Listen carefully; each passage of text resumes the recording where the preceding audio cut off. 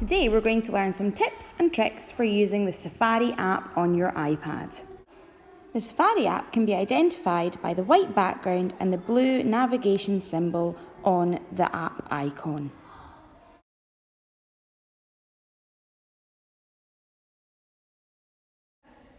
One of the first places you might want to start is at the search bar up at the top.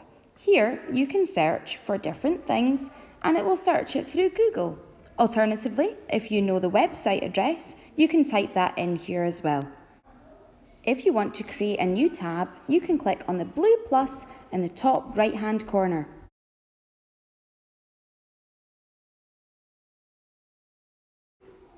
If you want to view all of your currently opened tabs, you can select the two squares at the top right-hand corner. You may have several tabs open that are perhaps all to do with the same subject. You can add these into a tab group. To do this, press and hold on the tab, choose Move to Tab Group, then you can create a new tab group. You can give it a name and choose Move. This will move it into a separate location. To view these locations, you can click on the two square boxes on the top right-hand side to view everything in that tab group.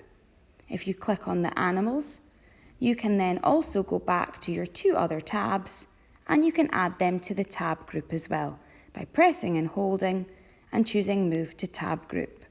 This will collate them all together in one tab group so that you can view them a lot easier. We're now going to have a look at some of the accessibility features that are on Safari. One of the features of Safari is being able to make it accessible for all. Up at the top in the toolbar, you can click on the two little A icons and this will bring up a few different options.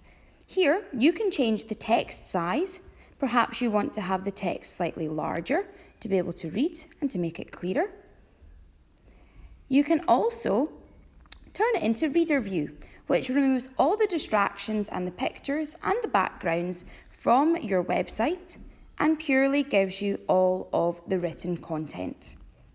You can toggle on and off of this by clicking on the reader view and choosing Hide Reader. You can also choose the text size and the font style and the background colour.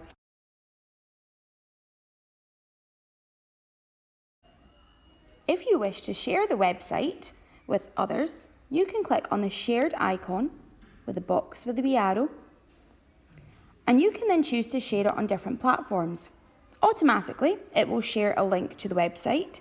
However, if you click on Options, you can choose to convert it to a PDF or a Reader PDF version as well before you send it on to others, perhaps through AirDrop or Outlook.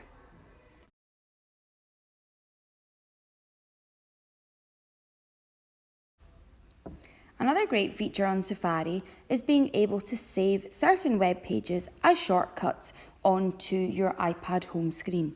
You can do this by clicking on the Share button and then choosing Add to Home Screen.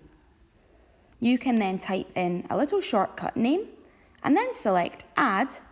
This will then add a small shortcut icon onto your home screen for you to be able to quickly access the web page at any time.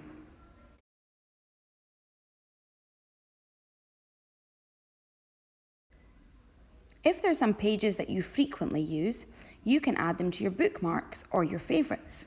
To do this, click on the Share button and choose Add Bookmark. You can then give your bookmark a name and choose which location to save it in.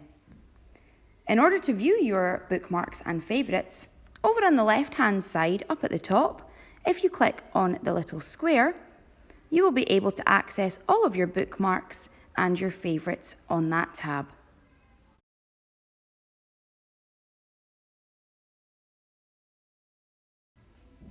If you've perhaps loaded a page in another language and you want to translate it, you can click on the Share button and down at the bottom you can choose Translator. This will translate the whole page for you into your chosen language. However, if you have words on a page, you can select the word, choose Translate, and it will translate the word for you into English. You can then copy this translation or open it up in a different app. Hopefully that will have given you an insight on how you can use Safari for learning in your classroom.